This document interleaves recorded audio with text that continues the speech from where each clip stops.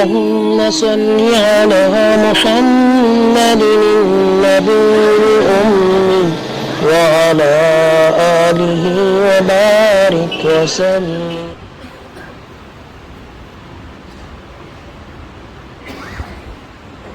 السلام عليكم ورحمة الله وبركاته. الحمد لله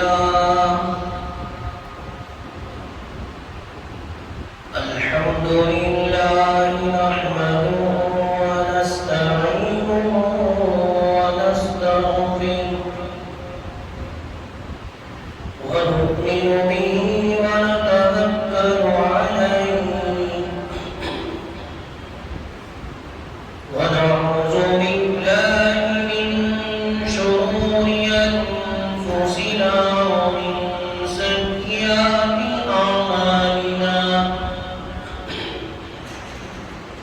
من يهده الله فلا مضل له ومن يضلله فلا هادي له. ونشهد أن لا إله إلا الله وحده لا شريك له. ونشهد أن سيدنا وسندنا وحبيبنا ومحمدنا صلى الله تعالى عليه وعلى آله وبارك وسلم تسليما كثيرا كثيرا. أما بعد فأعوذ بالله السميع العليم من الشيطان الرجيم. بسم الله الرحمن الرحيم. ومن آياته أن خلق لكم من أنفسكم أزواجا لتسكنوا إليها وجعل بينكم مودة ورحمة. وقال تعالى في موضع آخر: يا أيها الذين آمنوا ادخلوا في السلم كافة. آمنت بالله صدق الله المولانا العظيم. قال رسول الله صلى الله عليه وسلم: أربع من سنن المرسلين: النكاح والتعدد والسواك والحياء، أو كما قال عليه الصلاة والسلام: رب اشرح لي صدري ويسر لي أمري واحلل عقدة من لساني يفقهوا قولي. اللهم صل على محمد وعلى آل محمد في أول كلامنا. اللهم صل على محمد وعلى آل محمد في أوسط كلامنا. اللهم صل على محمد وعلى آل محمد في آخر كلامنا. واجب الاحترام بزرگوں، دوستوں، بھائیوں، اس وقت آپ حضرات کے سامنے نکاح شریعت میں کیا ہے، اس موضوع پر مجھے کچھ کہنا ہے. دعا کیجئے گا اللہ پاک حق بات، حق طریقے کے ساتھ، حق نیت کے ساتھ آپ حضرات تک امانت کے طور پر کہنے کی توفیق دے، اور اللہ پاک زبان سے وہ باتیں نکلوائے جس سے میرا آپ کا امت کا فائدہ ہو. ان باتوں سے میری آپ کی امت کی حفاظت کرے جس سے فتنہ فساد، شرور و فتن پھیلتا ہو. اللہ عمل کی دولت سے مالا مال فرمائے۔ بزرگان محترم، نکاح یہ سنت ہے حضرات انبیاء کرام علیہم السلام کی۔ اسی لیے پیغمبر علیہ السلام نے فرمایا 4 چیزیں حضرات انبیاء کرام کی سنت ہے، ان میں سے پہلی چیز نکاح ہے، کیونکہ یہ معاشرہ جو بنتا ہے یہ خاندان سے، اور خاندان بنتا ہے میاں بیوی سے۔ ایک مرد باپ بنتا ہے یا بیٹا بنتا ہے، اور یا سسر بنتا ہے یا بھائی بنتا ہے۔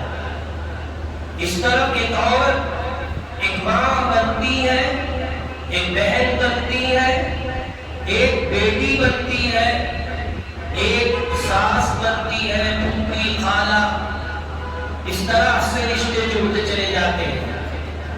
اب یہ سب مل کر ایک کنبہ اور ایک خاندان ہوتا ہے، اور جب یہ کنبہ یہ خاندان اگر صحیح ہو، اس کے لیے ضروری ہے کہ میاں بیوی آپس میں ایک ہو جائے نکاح کے ذریعے سے۔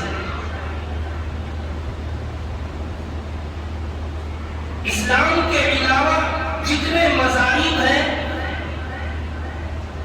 ان کے اندر اگر وہ اپنے معبود کے خاص بننا ہو،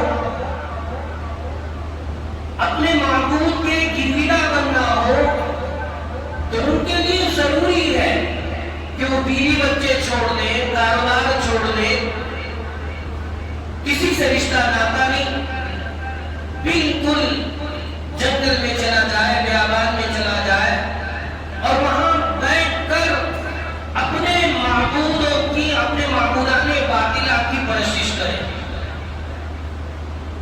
لیکن اسلام ایک ایسا مذہب ہے، وہ اس بات کی اجازت نہیں دیتا، بلکہ یہ حکم دیا گیا پیغمبر علیہ السلام نے کہ لا رہبانیت فی الاسلام، اسلام میں سادوگری رہبانیت نہیں ہے۔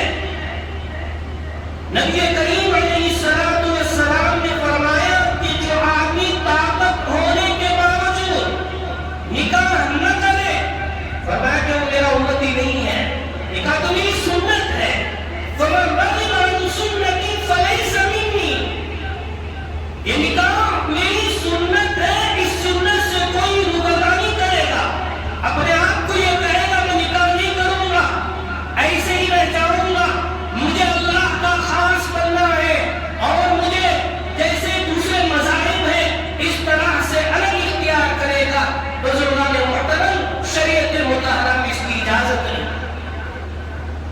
پیغمبروں نے نکاح کیا، میرے اور آپ کے والد محترم سیدنا حضرت آدم علیہ السلام نے بھی نکاح کیا۔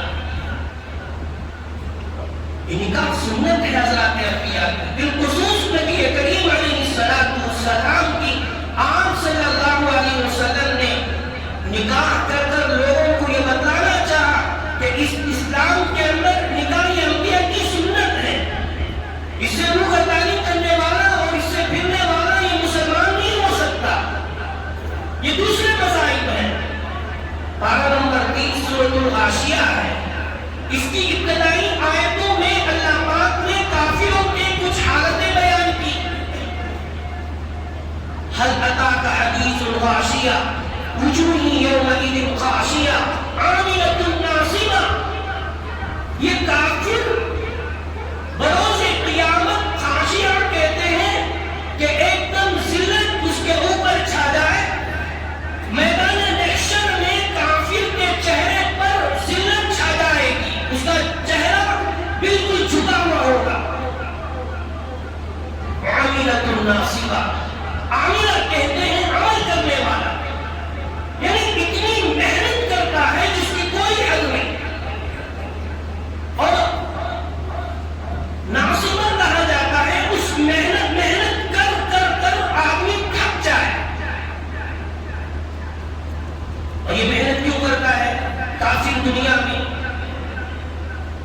کہ ان کے جو معبودان باطلہ ہیں ان کا یہ گرویدہ بننا چاہتا ہے، لیکن یہی لوگ بروز قیامت جہنم کے اندر اللہ پاک ان لوگوں کو اٹھا کر ڈال دے گا۔ کیوں؟ اس لیے کہ ایسی محنت کی ضرورت نہیں ہے، ایسی مشقت کی ضرورت نہیں۔ ایک مرتبہ حضرت عمر فاروق نے ایک بوڑھے آدمی کو دیکھا، نصرانی تھا، راہب تھا، بیچارہ بوڑھا ہے، زندگی کے مزے نہیں لوٹا ہے، جوانی میں اس نے شادی نہیں کی، نہ خاندان اس کا ہے نہ قبیلہ اس کا ہے، کوئی اس کے رشتہ دار نہیں، سب کچھ چھوڑ چھاڑ کر جنگل میں بیٹھ چکا ہے، ناخن اتنے اتنے لمبے، بال اتنے اتنے بڑے، اور اس کا لباس بھی بڑا عجیب سا ہے۔ اس کی حالت کو دیکھ کر حضرت عمر فاروق رضی اللہ تعالیٰ رو پڑے۔ صحابہ نے پوچھا امیر المومنین رونے کی کیا وجہ ہے؟ کہا بات یہ ہے یہ بیچارہ دنیا میں بہت محنت کیا، اس نے نہ شادی کی، اس نے نہ بچے پیدا کیے، نہ اس نے کاروبار کی، زندگی کا کوئی مزہ لوٹا نہیں، اپنے اوپر تکلیفیں جھیلتا رہا، کھانا چھوڑ دیا اور جنگل میں جا کر پتے کھانے لگا، اور پھر اپنی زندگی کے اندر عیش و آرام کی چیزیں چھوڑ کر جنگل بیابان میں جا کر بیٹھ گیا۔ مجھے افسوس ہوتا ہے اس آدمی پر، اللہ تعالیٰ نے دنیا اس کے لیے بنائی ہے۔ بزرگان محترم، یہ دنیا میرے اور آپ کے لیے ہے۔ انما الدنیا خلقت لکم، یہ دنیا تو تمہارے لیے بنائی گئی ہے۔ یہ سورج کا نظام، یہ چاند کا نظام، یہ سب کچھ ہمارے اور آپ کے لیے ہے۔ میں اور آپ دنیا میں آنے سے پہلے اللہ تعالیٰ نے اس نظام کو سوار دیا کہ مہمان آنے والا ہے، اس کو ضرورت پڑے گی۔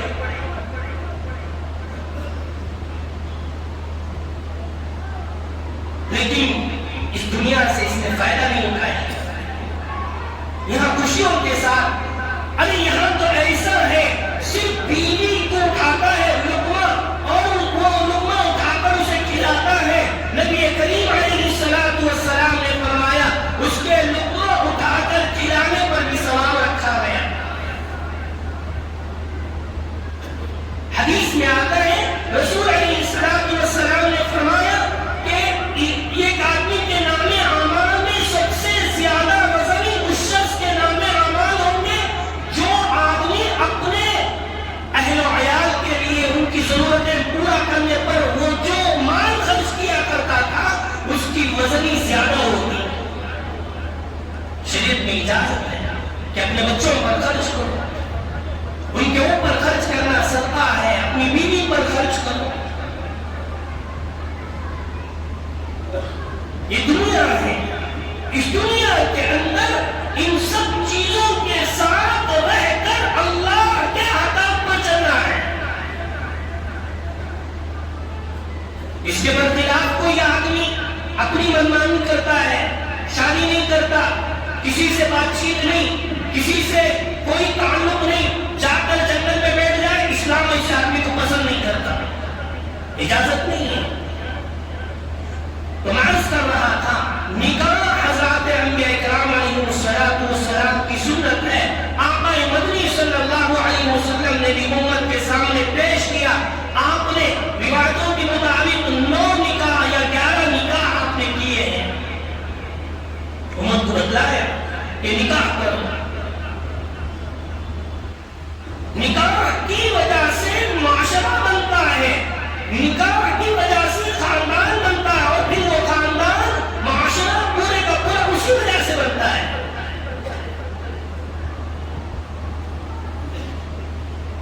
کوئی نہیں جانتا حضرات صحابہ کرام رضی اللہ تعالیٰ اجمعین کی خواہش تھی کہ حضور کی کسی بیٹی سے ہمارا نکاح ہو جائے تاکہ تعلق زیادہ ہو جائے۔ اس لیے صحابہ حضور علیہ السلام کے سامنے آ کر درخواست کرتے کہ ہم آپ کی بیٹی سے نکاح کرنا چاہتے ہیں۔ حضرت عمر فاروق نے بھی درخواست کی کہ ہم فاطمہ سے نکاح کرنا چاہتے ہیں۔ حضور خاموش رہے، دیکھیں گے انشاءاللہ۔ اب بات چل ہی رہی تھی، حضرت عبد الرحمن بن عوف نے حضرت علی سے کہا سب پوچھ رہے ہیں تم بھی جا کر پوچھ لو۔ اجازت مل جائے. حضرت علی نے کہا نہیں میں نہیں جاؤں گا، کیونکہ میری کیا حالت ہے، میرا خود کا مکان نہیں ہے، میں کیسے پیغمبر کی بیٹی کو کہاں رکھوں گا میں. حضرت عبد الرحمن بن عوف نے کہا نہیں جا کر پوچھو تو صحیح. شرماتے ہوئے، حالانکہ حضرت علی رضی اللہ تعالیٰ طاقتور ہیں، شجاعت ہے، احادیث میں آتا ہے آپ تنہا ایک قلعے کے دروازے کو اپنے ہاتھ میں اٹھا لیا تھا، کئی لوگ اس دروازے کو کھولا کرتے تھے، حضرت علی تنہا بڑے طاقتور تھے. جو آدمی صحیح معنوں میں طاقتور ہوتا ہے وہ شرمیلا بھی ہوتا ہے. اور شرماتے ہوئے حضور کے پاس آ کر کھڑے ہو گئے. کہا اللہ کے رسول آپ جانتے ہیں میرا آگے پیچھے کوئی نہیں ہے، مجھے آپ اپنا حقیقی بیٹا بنا لیجیے. حضور علیہ السلام کہا کہ انشاءاللہ دیکھیں. فوراً نکل گئے. حضرت عبد الرحمن بن عوف سے جا کر کہا میں نے پہلے کہا تھا تمہیں کہ میں جاؤں گا مجھے رد کر دیا جائے گا، مجھے بھیج دیا جائے گا. حضرت عبد الرحمن بن عوف نے پوچھا کہ بھائی کیا کہا تمہیں حضور نے، کچھ تو کہا ہوگا، کچھ تو حضور نے بولا ہوگا. کہا کہ ہاں حضور نے کہا کہ انشاءاللہ دیکھیں گے کہا ہے. ارے حضور کا انشاءاللہ وہ ہاں ہی تو ہے. حضرت علی ادھر نکل رہے، فوراً حضرت جبرائیل آ گئے. کہا کہ حضور یہ علی کا انتقام نہیں ہے، یہ اللہ کا انتقام ہے. اللہ چاہتے یہ ہے کہ حضرت علی کا نکاح فاطمہ سے کرا دیجیے. ادھر حضور علیہ السلام سیدھے اپنے گھر جاتے ہیں اور جا کر دیکھا کہ حضرت فاطمہ آٹا گھون رہی ہیں. کہا بیٹی آٹا بعد میں گھون لینا، تھوڑا سا تجھ سے مشورہ کرنا ہے. حضرت فاطمہ کہنے ابو کیا میرے ہاتھ کی روٹی آپ کو اچھی نہیں لگے گی؟ کہا بیٹی اچھا تو بتاتی ہے، کوئی اس میں عیب نہیں، بس تجھے ایک اہم مشورہ کرنا ہے. حضرت فاطمہ دوڑتی ہوئی آئی ابو کے پاس. کہا کہ ابو پوچھئے کیا پوچھنا چاہتے ہیں؟ کہا بیٹی بات یہ ہے ایک طرف سے تو علی کا پیغام آیا ہے اور ایک طرف سے اللہ کی طرف سے یہ بات ہے کہ تمہارا نکاح حضرت علی سے کیا جائے. اب بتاؤ تمہاری کیا رائے ہے؟ قربان جائیے حضرت فاطمہ فوراً حضور کے سینے سے لپٹ کر رونے لگی. اے اللہ کے رسول آپ کی جو مرضی ہے، آپ چاہے علی سے کرائیں کسی سے کرائیں، آپ کی مرضی کے مطابق میری مرضی ہے. یہاں رکیے دوست، آپ کو مجھے یہ بات سمجھانا ہے. آپ رشتہ تلاش کرتے ہیں اپنی بیٹی کے لیے، ضرور تلاش کیجیے گا، یہ آپ کا حق ہے. لیکن جائیے پہلے اس بچی سے پوچھئے بیٹا ہم نے فلاں جگہ نکاح کا تیرے لیے رشتہ ڈھونڈا ہے، کیا تجھے یہ پسند ہے؟ لڑکے کو تو ہم لوگ پوچھ لیتے ہیں، لڑکی کو پوچھنا ہم گوارا نہیں کرتے، بلکہ نہیں ہم جو بولتے وہی ہونا. نہیں تو ایسی بچی کو ایسے کر دیں گے ویسے کر. نہیں ہے آپ کی غلطی ہے. اس کے بھی کچھ خواہشات ہوتے ہیں، اس کی بھی کچھ تمنائیں ہوتی ہیں. وہ چاہتی ہے ایسے مرد کو. آپ کو کیا پتا کیوں؟ اس لیے کہ آپ آج ایک دن نکاح کر کے بھیج دیں گے، زندگی بھر جھیلنے والی وہ بچی ہے. آپ اس بچی سے پوچھئے کہ میں فلاں سے تیرا نکاح کرنا چاہتا ہوں، فلاں خاندان ہے، بیٹی تیری کیا رائے ہے؟ آج کل ماں باپ نہیں پوچھتے، ایک دم ضد میں آ کر اس بچی پر بعد میں اس بچی کو پتا چلتا ہے کہ میرا شوہر فلاں تھا، میرے باپ کو معلوم تھا لیکن میرے باپ نے فلاں کے ساتھ لگا دیا. یہ غلط بات ہے. بزرگان محترم، ہم اگر اپنی بچیوں کا نکاح کر رہے ہیں جائیں گے جیسے پیغمبر نے جا کر اپنی بہانیں کہ اللہ کی طرف سے آپ کو بات آ گئی حضرت جبرائیل کے ذریعے سے. ادھر علی نے بھی پیغام دے دی کہ بھیج دیا اور پیغام لے کر بھی آ گئے. لیکن حضور علیہ السلام چاہتے ارے حضور کی بیٹی فاطمہ تو حضور کی بات کا کہاں انکار کرتی ہے؟ بغیر پوچھے کہ اگر حضور علیہ السلام نکاح کا نظام کر دیتے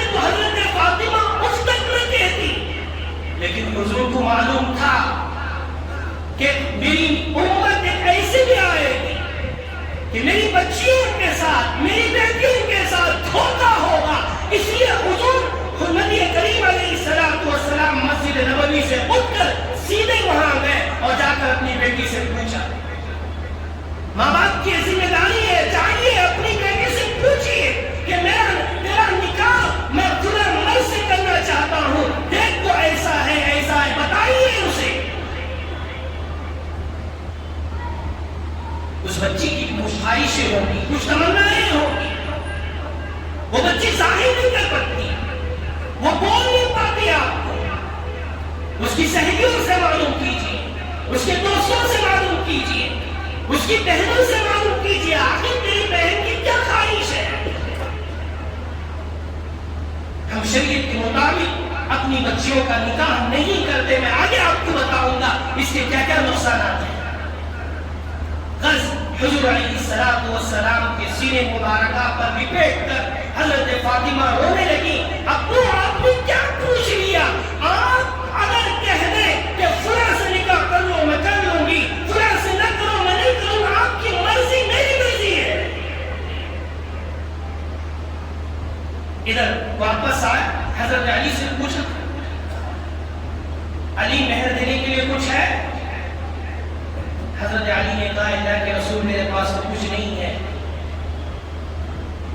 ایک تو گھوڑا ہے اور ایک سرا ہے جو جنگ بدر میں مجھے تحفے میں ملا ہے۔ حضور نے کہا کہ ایک گھوڑا لے جاؤ کیونکہ تمہاری ضرورت کی چیز ہے، اللہ کے راستے میں جانا ہے، ضرورت پر کام آئے گا۔ تمہاری جو سرا ہے اسے فروخت کر دو، بیچ کر آؤ۔ اب حضرت علی رضی اللہ تعالیٰ لے کر آپ نکل پڑے، درمیان میں حضرت عثمان غنی سے ملاقات ہوئی۔ حضرت عثمان نے پوچھا بھائی کہاں جا رہے ہو؟ کہا کہ حضور کی بیٹی سے نکاح ہے میرا طے ہو چکا، اب حضور نے مہر کا مطالبہ کیا ہے اس لیے بیچنے کے لیے جا رہا ہوں۔ تو حضرت عثمان غنی نے پوچھا بھائی کتنے میں بیچو گے؟ کہا کہ 480 درہم میں، الگ الگ روایات ہیں۔ حضرت عثمان غنی کہا یہیں ٹھہر جاؤ، میں گھر جاؤں گا۔ گھر جا کر واپس آیا اور رقم لائی اور لا کر حضرت علی کو دے دیا، اب زرا مجھے دے دو، دیکھو اب یہ زرا میرا ہو گیا اور یہ پیسے تمہارے ہو گئے، معاملہ ختم۔ کہاں معاملہ ختم؟ علی رخ ہو کر واپس حضور علیہ السلام کی طرف جا ہی رہے تھے، بزرگان محترم حضرت عثمان غنی نے پھر بلایا، کہا یہ میرے طرف سے تمہیں تحفہ ہے، یاد رکھیے گا جو آدمی نبی کریم علیہ السلام نے فرمایا 3 آدمیوں کی اللہ پاک مدد کریں گے، ان میں سے وہ آدمی ہے جو اپنی عزت کو بچانے کے لیے، اپنی پاک دامنی کو داغدار نہ کرنے کے لیے نکاح کرتا ہے، اللہ کی طرف سے اس کی مدد ہوتی ہے۔ آج میرا جو نوجوان جو نکاح کرتا ہے صرف خواہشات پوری کرنے کے لیے، صحیح زندگی گزارنے کے لیے نہیں، پھر اللہ کی مدد کیسے آئے گی؟ حضرت علی رضی اللہ تعالیٰ کی مدد دیکھیے، ایک تو آپ کی سرا بھی بچ گئی اور آپ کو رقم بھی مل گئی، لے کر آ رہے ہیں۔ حضور علیہ السلام نے دائیں طرف حضرت ابو بکر کو، حضرت عمر کو بٹھایا اور ادھر آگے حضرت علی کو سامنے بٹھا دیا اور آپ نے نکاح پڑھوایا اور ایجاب و قبول ہوا۔ مجمع میں دیکھا کہ بھائی کھجور کا اور اسی طرح شہد کا نظام کرو، شہد کا شربت پلاؤ۔ گھر کے اندر چھوٹی سی ایک بوتل میں تھوڑا سا شہد رکھا ہوا تھا، حضور نے کہا کہ اس کو پانی میں ملا دو اور سب لوگوں کو پلاؤ۔ حضور کی بیٹی کی شادی ہے لیکن کتنی سادگی، مجھے معاف کیجیے گا بزرگان محترم، آپ کو ضرور برا لگے گا، میں اور آپ دھوکے باز ہیں، میں اور آپ دین کے نام پر ہم لوگ کلن ہیں، بلکہ میں یہ کہتا ہوں میں اور آپ منافق ہیں، ہم نام کے جماعت کے ساتھی ہیں، ہم نام کے عالم ہیں، ہم نام کے مسجد کے ذمہ دار ہیں، میری اور آپ کی شادیاں سنت رسول سے 200 دور ہیں۔ معاف کیجیے گا، کیوں اپنے آپ کو ظاہر ایسے کرتے ہیں؟ بھائی دیکھیے، اگر کوئی آدمی ایک لیبل لگاتا ہے دکان کے اوپر یہاں دودھ ملے گا، وہاں کوئی پانی بیچتا ہے، آپ جھوٹا مارتے ہیں، میں ایسا لباس پہنوں اور میں انوکھا کام کرنا شروع کروں جو رسول علیہ السلام کی سنتوں سے کوسوں دور ہو، تو بتائیے ذرا صحیح کیا حضور اس سے خوش ہو جائیں؟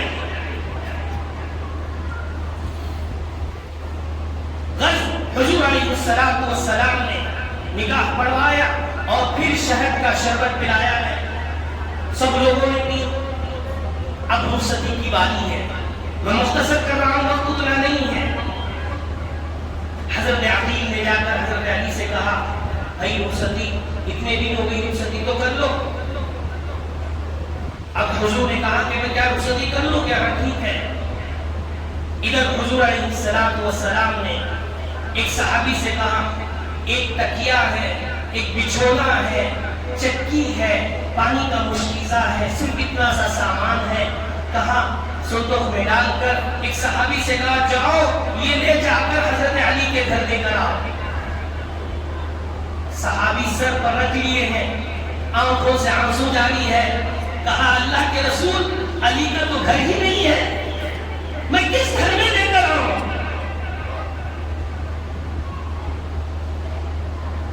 وہیں جو صحابی تھے انہوں نے کہا زید بن عاصم کا بالکل قریب میں مکان ہے، آپ ان سے مکان مانگ لیجیے. حضور نے کہا کہ میں کیسے مانگوں، انہوں نے تو مجھے اس سے پہلے کئی مکانات دے دیے ہیں.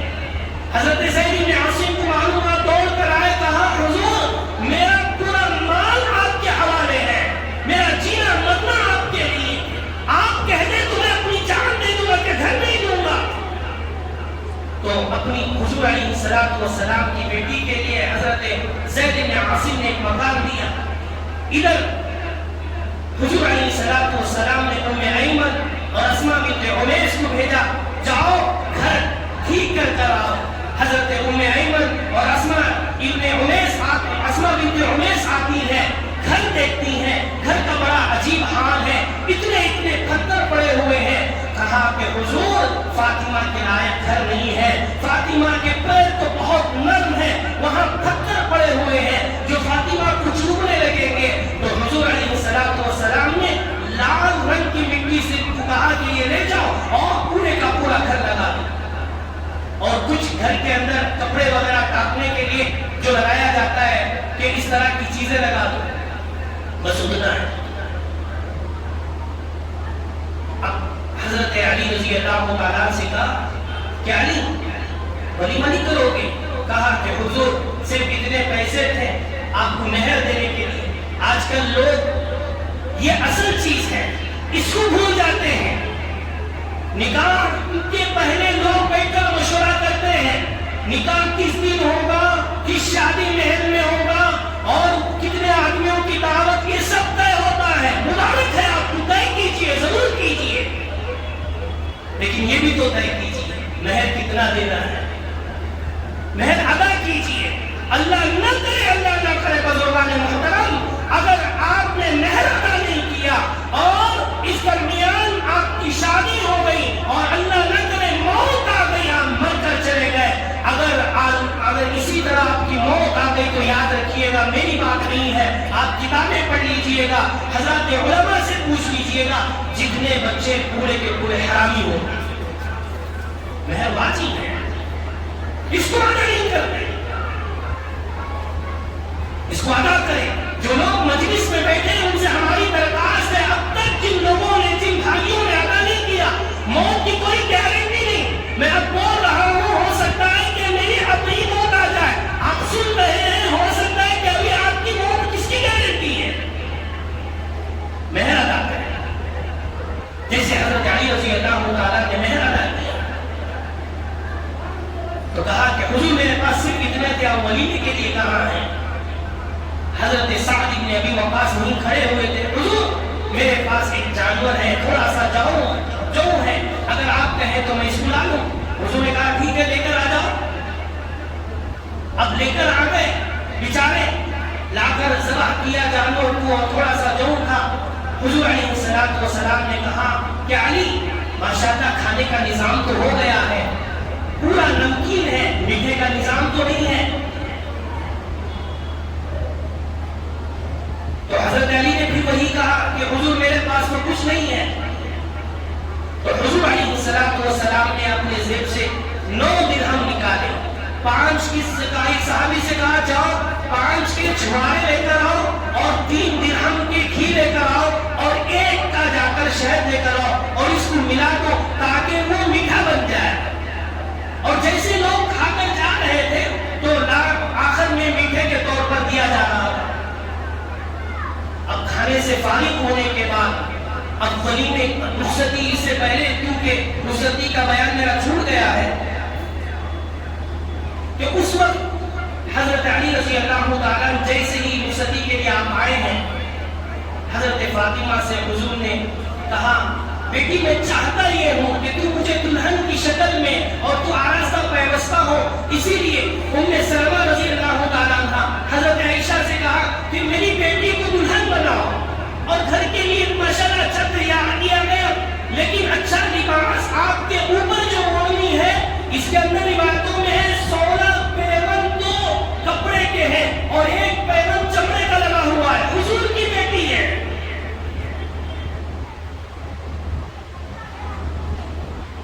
حضور کہنے لگے فاطمہ میں جب بھی مجھے خدیجہ یاد آتی تو میں واپس گھر لوٹ آتا، تجھے دیکھ لیتا.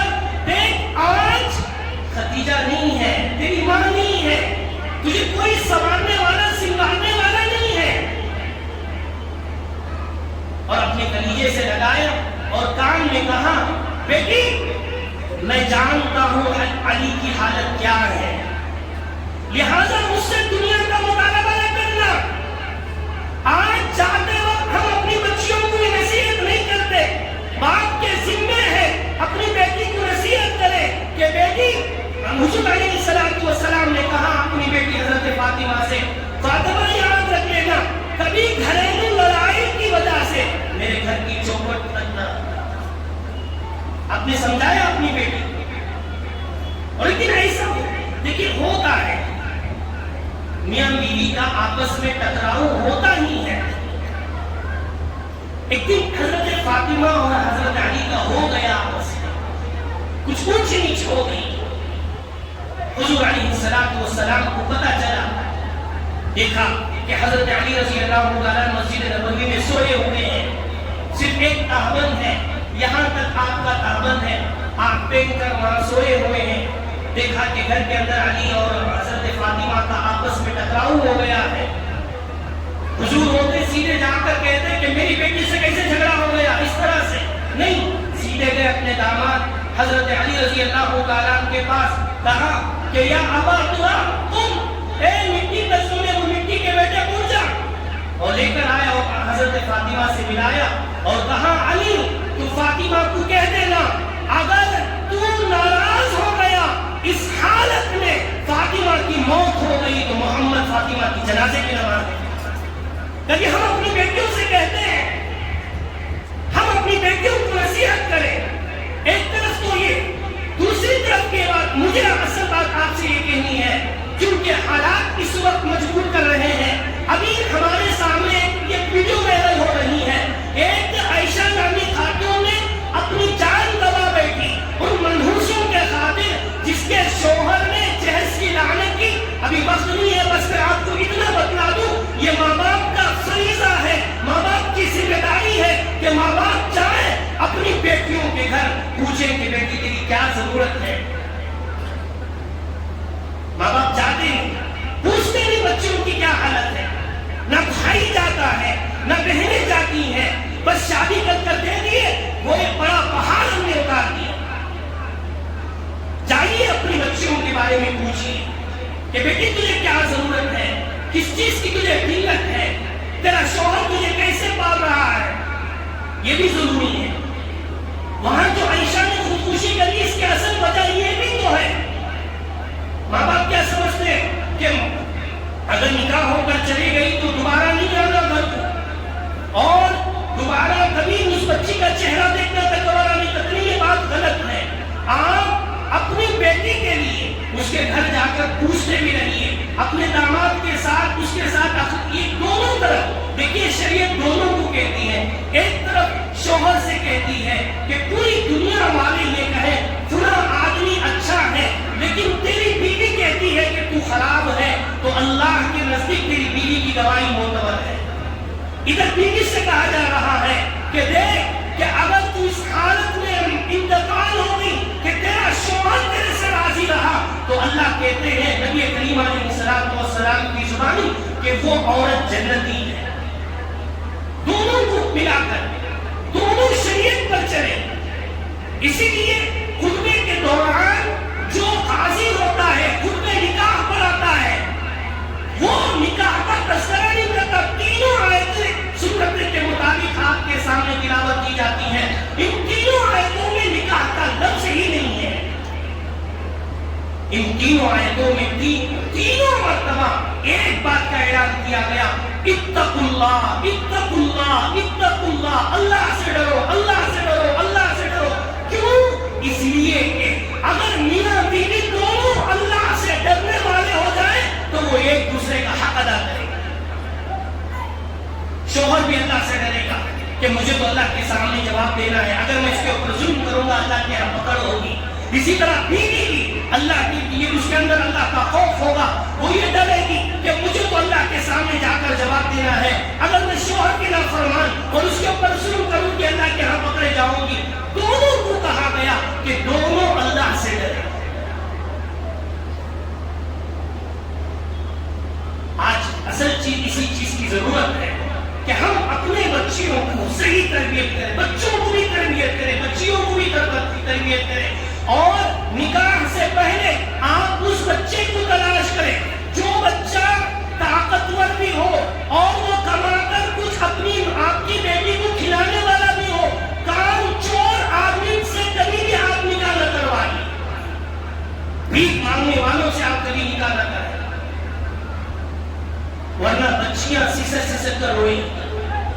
کتنی بچیاں ایسی ہیں، کتنی عورت کی بیٹیاں ایسی ہیں آج رو رہی ہیں بزرگان محترم۔ اس کی سب سے بڑی غلطی ہے ماں باپ کی غلطی ہے۔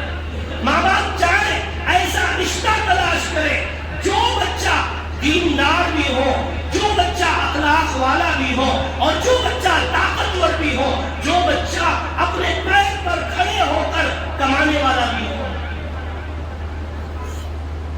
بیکار آدمیوں کو لپٹ کر دے دیے، کوئی آیا آج بول دیا لپٹ کر دے دیے، آپ کے پاس آج دولت ہے، کتنے دن آپ کھلائیں؟ جب آپ کے پاس ختم ہو گیا تو پھر اس بچی کا کون ہوگا؟ اس لیے ماں باپ، یہ ذمہ داری ہے ماں باپ کی، جب آپ رشتہ ڈھونڈیں تو تلاش کریں، پہلے اس بچے میں دینداری دیکھیں۔ اسی طرح اگر آپ لڑکی تلاش کریں تو دینداری کو تلاش کریں۔ جب دین رہے گا، یاد رکھیے گا، تو تب ہی زندگیوں کے اندر خوشیاں آتی ہیں۔ دین کے بغیر بزرگان محترم زندگی میں کبھی خوشیاں نہیں آ سکتی۔ اسی لیے قاضی ان خطبے کے دوران یہی آیتیں پڑھتا ہے کہ اللہ سے ڈرو۔ دعا کیجئے گا اللہ پاک ہم اپنی بچیوں کے ساتھ صحیح طور پر اسلام جیسے ہمیں حکم دیتا ہے اسے نکاح کرنے کی توفیق عطا فرمائے۔ اللہ منافق بننے سے ہماری اور پوری امت کی حفاظت فرمائے۔ اللہ جتنی باتیں کہیں گئی عمل کی دولت سے مالا مال کرے۔ آمین و علینا